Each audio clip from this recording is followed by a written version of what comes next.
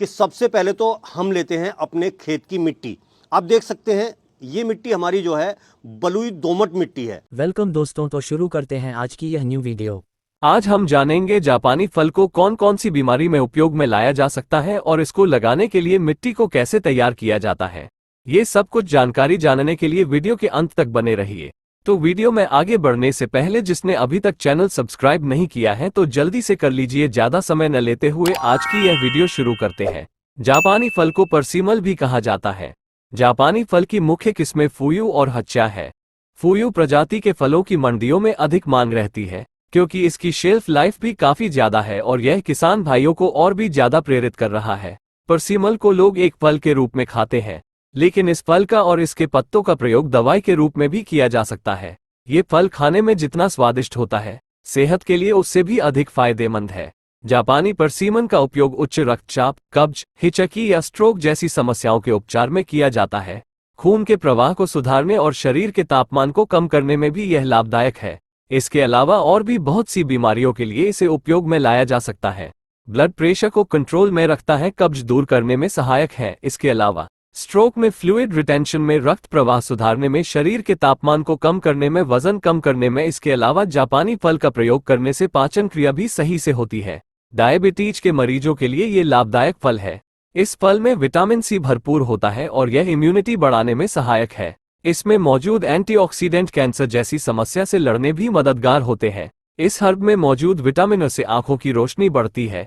खून में लाल blood cells को बढ़ाने में भी यह फल लाभदायक है। हिचकियों के इलाज के लिए चाइनीज मेडिकल प्रैक्टिशनर्स में जापानी परसिमन का प्रयोग बहुत अधिक किया जाता है। इसमें मौजूद एंटीऑक्सीडेंट्स के कारण हमारा लिवर स्वस्थ रहता है। इसका प्रयोग घाव से होने वाली अधिक ब्लीडिंग को नियंत्रित करने के लिए किया जाता है। परसिमन जूस को एक प्राकृतिक ऊर्जा प्रदान करने वाला माना जाता है क्योंकि इसमें पोटेशियम और शुगर की मात्रा बहुत अधिक होती है। अब हम जानेंगे इसके लिए मिट्टी को कैसे तैयार किया जाए।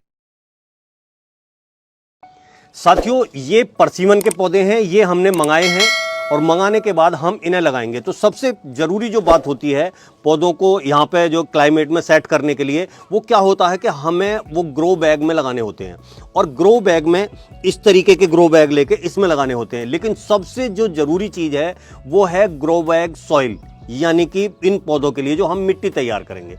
अब मिट्टी तैयार करने में क्या होता है कि सब अपने अपने आंकड़े से अलग अलग तरीके से बताते हैं, लेकिन जो एक बिल्कुल देसी तरीका, एक फार्मर का तरीका है, वो ये है कि सबसे पहले तो हम लेते हैं अपने खेत की मिट्टी। आप देख सकते हैं ये मिट्टी हमारी जो है बलुई दोमट मिट्टी है। बलुई दोमट मिट्टी बहुत ही बढ़िया मिट्टी मानी जाती है। उसमें दोनों ही चीज़ की मात्रा बहुत ही अच्छी होती है। कार्बन बहुत अच्छा है इसका पीएच लेवल बहुत अच्छा है। उसके बाद हम लेते हैं रिवर सैंड। आप देख सकते हैं इसमें हमने रिवर सैंड मिलाया हुआ है, जो मकान बनाने में काम आने वाली जो रेत होती है वो। और दूसरा हमने डाली है इसमें कोकोपीट और ये दोनों चीज़ें मिक्स कर ली हैं।